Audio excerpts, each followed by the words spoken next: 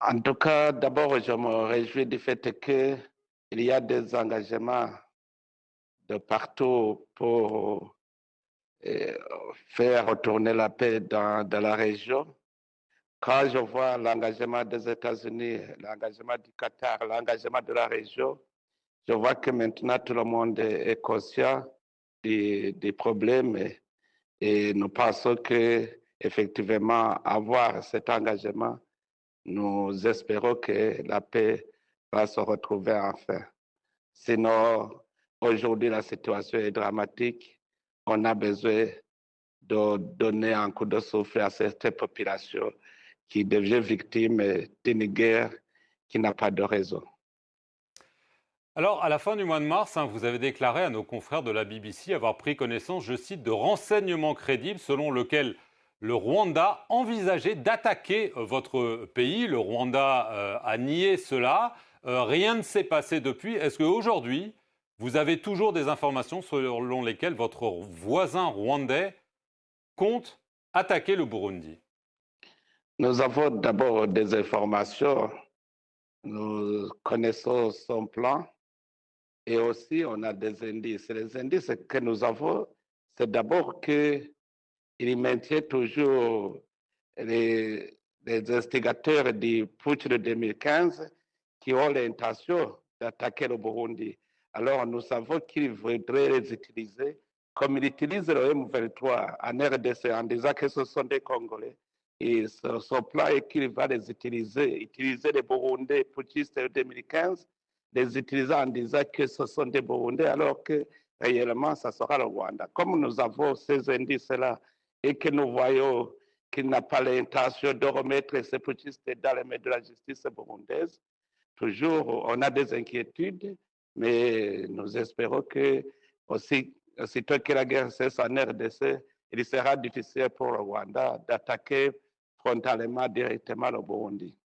Donc, ce que vous semblez craindre, c'est une alliance, j'allais dire, entre le M23, les troupes rwandaises qui seraient présentes tout proche de chez vous, au sud Kivu, et ce groupe rebelle, les Red Tabara, dont vous venez de parler. C'est de ça que vous craignez?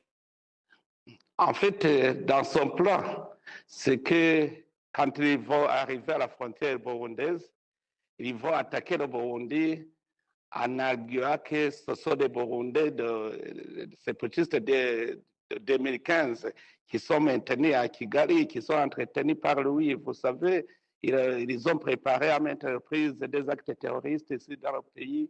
Ils se préparaient au Rwanda, ils étaient armés, financés par le Rwanda, et ils retournaient au Rwanda.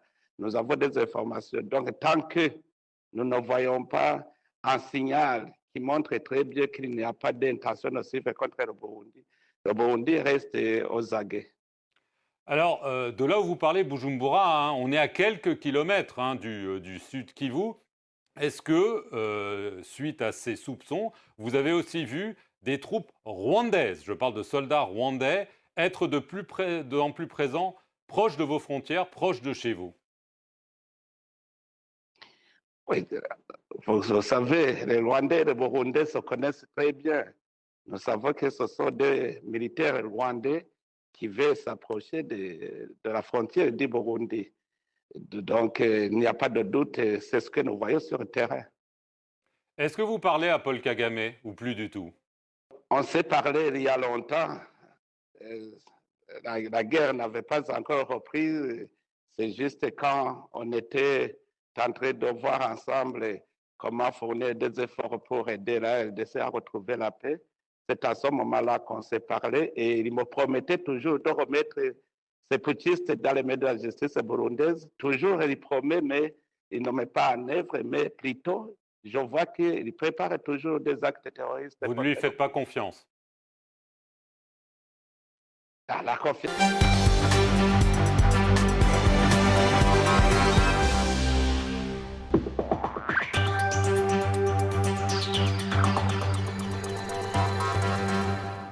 La pluie torrentielle qui s'est abattue jeudi soir sur Kinshasa a durement touché le quartier Mama Mobutu dans la commune de Mongafula. Des maisons se sont effondrées, des routes ont été profondément érodées et des poteaux électriques menacent de tomber. Plusieurs familles, désormais sans abri, ont tout perdu. Selon les témoignages recueillis sur place, les eaux sont venues de l'avenue Elenguessa avant de déborder sur la route Bypass. L'insuffisance des caniveaux et l'absence de canalisation adéquate ont favorisé l'inondation de ces quartiers situés en contrebasse. Face à ces dégâts, les habitants dénoncent une mauvaise planification urbaine et appellent les autorités à des solutions durables pour prévenir de telles catastrophes.